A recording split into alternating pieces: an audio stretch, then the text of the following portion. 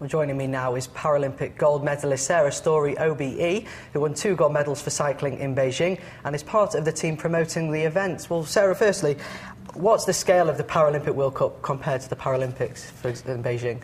The Paralympic World Cup falls at the beginning of the track season for us track cyclists, so it marks the start of what will be an intense year, and it usually ends in either the Paralympics or the World Championships. It's a slightly smaller event because not every cyclist in the world will come along, but it's certainly one of the most prominent in terms of starting as a stepping stone for the rest of the season.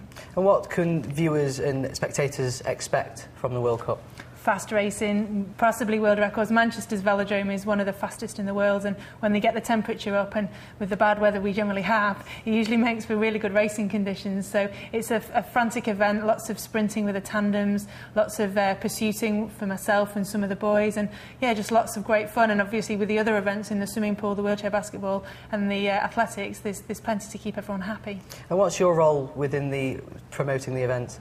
Well, I'm one of the athletes that's hoping to compete and hoping to take part, and being a Manchester girl, it's really important to me that we have big events like this on in Manchester. So I'm delighted that for the 5th year that the Paralympic World Cup will be in Manchester, and I'm just hoping that myself, along with my colleagues at British Cycling, that we'll all be there trying to make our mark and continue to be the best in the world. And how's your training going? Your expectations high if you do compete to get some medals?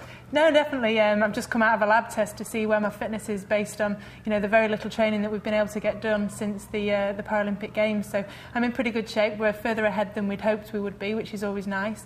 We've got a couple of endurance camps coming up in Mallorca, try and get away from the cold temperatures, and then we start racing on the 29th of March, so that'll lead us nicely into the World Cup, and then a bit further along in September we'll get to World Championships before finishing the season in Manchester at the National Track Championships. So all systems go and back to business. Well, fantastic, and well, good luck for the championships in May. Thank you very much Thanks, for joining us.